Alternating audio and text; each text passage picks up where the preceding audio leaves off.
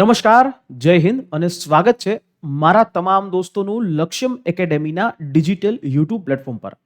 દોસ્તો, વાત એવી છે, ફિલ્ડ ઓફિસરની જે પરીક્ષા 15મી તારીખે થઈ હતી, એ સીબીઆઈટી પદ્ધતિ જે પરીક્ષા ફિલ્ડ ઓફિસરની થઈ એની આન્સર કી છે જે ગૌણ સેવા દ્વારા જાહેર કરી દેવામાં આવી છે.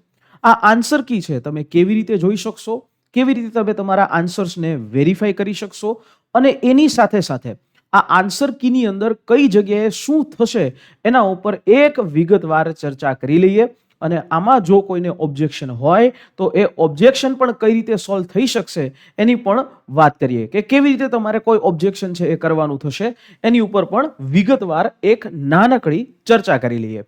તો શરૂ કરીએ આપણું આજનું સેશન પણ એક નાનકડી વાતની સાથે. 368 નંબરનું જે આ ફિલ્ડ ઓફિસર જેની પરીક્ષા 15 તારીખે નહીં, 14 તારીખે આ પરીક્ષા થઈ હતી, આ સીબીઆઈટી પદ્ધતિથી આ પરીક્ષા, એના માટેની જે એક લિંક છે એ અહીંયા આપવામાં આવેલી છે.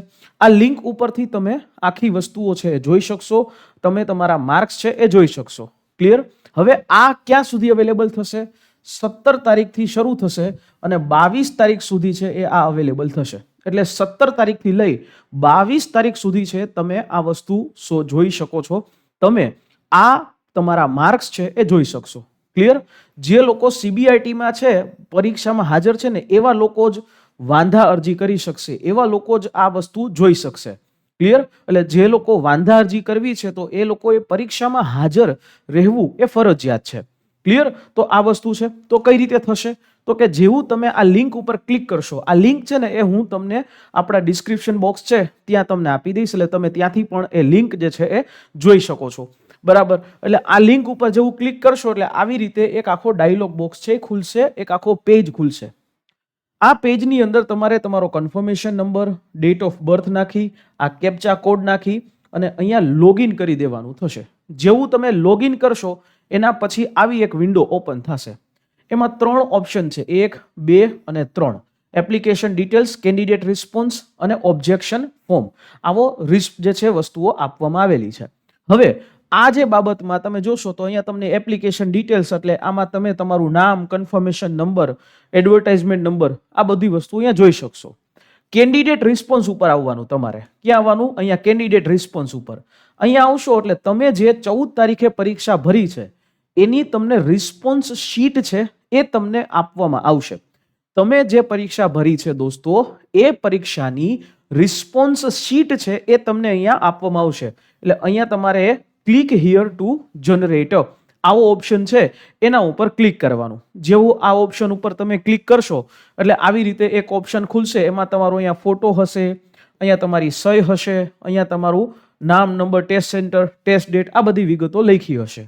એની નીચે તમે કંટ્રોલ જોશો એટલે કંટ્રોલ P કરી દેવાનું, એટલે એ આખી વસ્તુ છે ને એ સેવ થઈ જશે.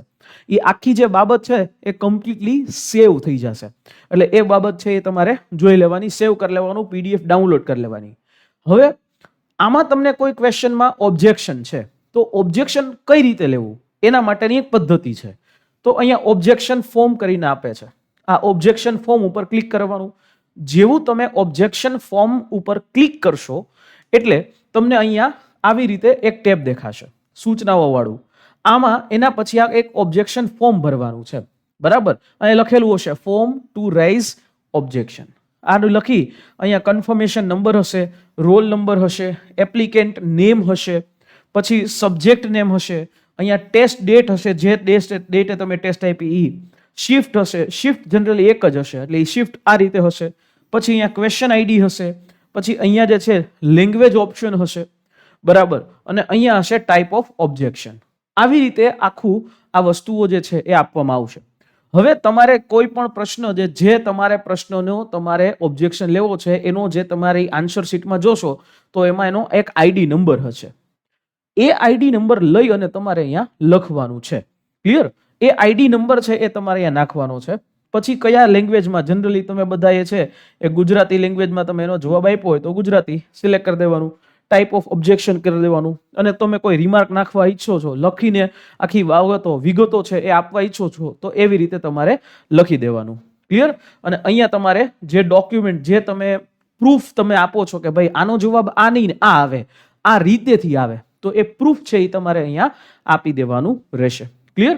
આ જે છે, જે પણ તમે પ્રૂફ કહો છો એ પ્રૂફ તમે અહીંયા આપી શકશો. ડન છે? તો આવી રીતે તમે આખું એ પ્રૂફ છે એ પ્રૂફ તમે અહીંયા આપી શકશો દોસ્તો. સમજાણું ભાઈ બધાને? ક્લિયર? તો આ રીતે જે છે તમે આખું પ્રૂફ એ તમે અહીંયા આપી શકશો. હજી જો હું અહીંયા વિગતે વાત કરું તો હજી શું થશે, તો કે અહીંયા તમારો જે ક્વેશ્ચન આઈડી એટલે કયો, જે અહીંયા હશે જો સેક્શન 1 1 2 3 4 ક્વેશ્ચન આઈડી. પછી અહીંયા તમે જોશો તો અહીંયા ક્વેશ્ચન આઈડી લખ્યો હોય છે, અહીંયા ઉપર સૌથી ઉપર. બરાબર? અહીંયા તમને ક્વેશ્ચન આઈડી આપ્યો હોય, એ ક્વેશ્ચન આઈડી છે એ તમારે અહીંયા નાખી દેવાનું. જેવો તમે અહીંયા ક્વેશ્ચન આઈડી નાખશો એટલે સીધું જે છે તમને અહીંયા એ દેખાશે. બરાબર છે? એટલે એ ક્વેશ્ચન આઈડી ઉપરવાળો જે હોય એ તમારે નાખવાનો. પાછળથી નંબર યાદ રાખવાનો 155. એટલે એ 155 શું છે, તો કે ક્વેશ્ચન આઈડી નંબર છે. બરાબર? એ તમારો નંબર. પછી ક્વેશ્ચન આઈડી નાખો, લેંગ્વેજ. અહીંયા તમને જવાબ શું લાગે છે, તો કે ભાઈ જવાબ કાં તો ખોટો છે અથવા તો એક કરતા વધારે જવાબો છે એવું આપ્યું હશે, તો એ વસ્તુ તમારે સમજવાની. બરાબર છે? એ તમારે સિલેક્ટ કરવાનું. તમને એમ લાગે છે કે આનો જવાબ એ નહીં, આનો જવાબ બી આવે, તો એવું કહેવાનું. બરાબર છે? તો એ તમારે રાખવાનું. કરેક્ટ આન્સર કી શું થઈ શકે એ કહેવાનું, અને એના માટેના તમારે ડોક્યુમેન્ટ્સ જે છે અપલોડ કરવાના, જવાબો છે એ અપલોડ કરી દેવાના. આટલું કરશો એટલે ઘણી બધી વસ્તુઓ છે એ અહીંયા થઈ જશે. ક્લિયર? અપલોડ કરશો એટલે પછી જે છે તમારે એ ડોક્યુમેન્ટ અહીંયા અપલોડ કરી દેવાનું. ફાઇલ જે પણ તમે બનાવી હોય એ અપલોડ કરી દેવાની. હવે એક વસ્તુ ખાસ ધ્યાન રાખવાની કે તમે ગણિત જે છે એ કરો, મેથ્સ અને રીઝનિંગ કરો, તો એના તમારે દાખલા છે ને એ દાખલા લખવા પડે. બરાબર? તમારે એના દાખલાઓ છે એ લખવા પડે. A4 સાઇઝની શીટ ઉપર તમે એ વસ્તુ બનાવી દેજો એટલે એ વસ્તુ છે એ આવી જશે. ક્લિયર? તો આ રીતે તમારે વસ્તુ કરવાની છે. આમાં ખાસ આટલી વસ્તુ ધ્યાનમાં રાખવાની છે. આવી રીતે તમે ઓબ્જેક્શન છે કરી શકશો. આના માર્ક્સ જોવાની લિંક હું ડિસ્ક્રિપ્શન બોક્સની અંદર તમને આપી દઈશ. એના માધ્યમથી તમે માર્ક્સ આરામથી જોઈ શકો છો. આશા રાખીએ આ માહિતી સમજાઈ હશે. અને તેમ છતાં કોઈ ક્વેશ્ચન છે તો નીચે કોમેન્ટ બોક્સની ખુલ્લું છે, એમાં તમે કોમેન્ટ બોક્સમાં પ્રશ્ન પૂછી શકો છો. અમે એના આન્સર આપવાની તમને પૂરી કોશિશ કરશું. ફરી પાછા મળીશું આપણે નેક્સ્ટ આવા કોઈ સેશનની સાથે. ત્યાં સુધી મને રજા આપશો. જય હિન્દ, જય ભારત.